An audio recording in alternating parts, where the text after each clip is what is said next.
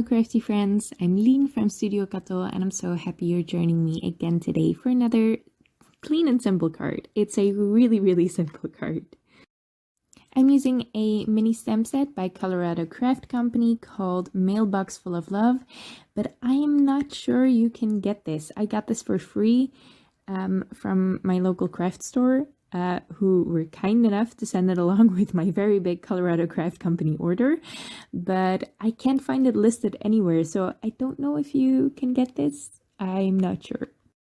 Now I am going to make a faux water dipped edge, and I don't know if you know what I'm talking about, but Christina Werner does this sometimes. She paints along the edge of a watercolor sheet of paper and it looks like it's been dipped in dye. It's really gorgeous, but I didn't want to get all messy with that, so I'm doing it with ink blending. So I tore a piece of paper just along the bottom edge there, and I am going to do some ink blending. So I taped off part of it, so I'm just going to create some sort of grassy hill type scene. It's really easy. I'm just using some purple tape and I am blending with Pinkfresh Studio inks. And the great thing about Pinkfresh Studio inks, I think Altenew inks do this too, they come in color groups of 4. So for each color family, there are 4 shades going from light to dark. And I blend from light to dark. So I blend the entire thing with the lightest ink. Then I move my masking tape a little bit down, so I only have a smaller portion to blend with the next shade up, and I just move my masking tape around and do the same thing over and over again. I'm actually going to repeat this on the envelope because I really like the abstract look of it. I just really love it, and I love these spring greens. This is my favorite green color family from Pinkfresh Studio. I think it is called Over the Hills, but I'm not sure. I will leave everything, all the information listed in the description below. Then I stamped that mailbox stamp, which is the only stamp in that stamp set. There are some sentiments as well. I don't often use sentiments on my cards, actually. I really like designing them without sentiments, because it's just easier to not have to figure out where to place your sentiment. Especially on a clean and simple card design, I often have trouble where to place my sentiments.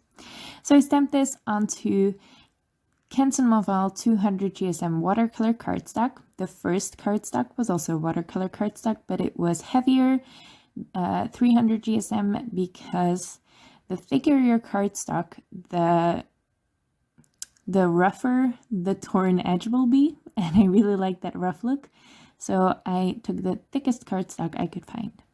I'm doing some really simple watercoloring for this image. It's a small image, so there's not much to color, and I'm not even taking care to color inside the lines most of the time here.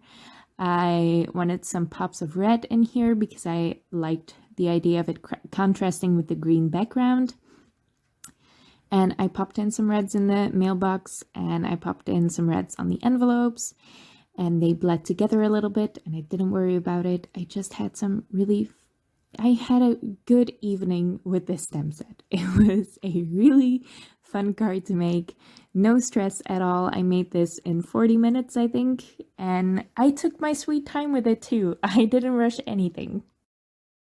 Now that's it for the coloring, and that's pretty much it for the card. All that's left to do is assemble it, and I'm starting off with a piece of soft gray cardstock. This is from Clairefontaine as well.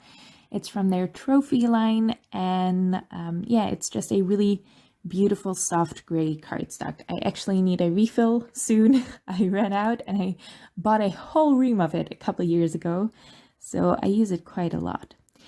And for this torn edge piece of cardstock, I wanted to prop it up and give it some nice dimension. So I wanted to add a piece of cardboard to it, like I do usually when I prop up these panels. But with the torn edge, I had to cut out some pieces of this cardboard to make sure it didn't show through. I added some glue. This is the Bradley Art Precision Craft glue. And I'm just going to glue this right in the center of my card. Like I said, this is a really, really simple card. This took me 40 minutes to make. And again, I took my sweet, sweet time with this. I never rush my cards unless I'm on a deadline for a design team. But even then, card making is supposed to be fun and is supposed to be relaxing, so I don't like to rush it. I don't get why people want to make a gazillion cards in under an hour. That's not what I'm doing card making for, so this is what I like. I am just putting that mailbox on there with some foam tape, and I put it a little bit higher first because I liked the placement of that a little better.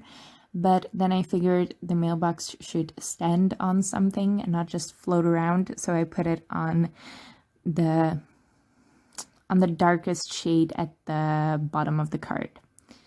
Now for my envelope, I'm just taking some white cardstock. This is actually way too thick for an envelope. I need to get some thinner white cardstock that is still a little sturdy, but I need to get some thinner cardstock for envelopes. And I'm just folding that with the We Are Memory Keepers 123 punch board, an A2 sized envelope, and then I can do the same design as I did on my card background. So I'm just taking those same green inks, putting them in my mini ink stand, and I'm just doing the same thing with the masking tape on the flap of the envelope. I really love the ink stand. It makes my life a lot less messy when I'm crafting. It's just really handy, especially for small ink cubes. I really like using small ink cubes because they don't take up as much space in my craft room and they're not as pricey. So I can get more colors of ink, but they are tiny. And the only downside to that, I find, is that when I'm ink blending, my brush is larger than the ink cube. So that means that when I pick up the ink with my brush and when I'm holding the ink cube, I get all the ink on my fingers. And that doesn't happen with the ink stand anymore, so I love it. And that's it. That's my card for today. I really, really love how this turned out. It's so clean and simple.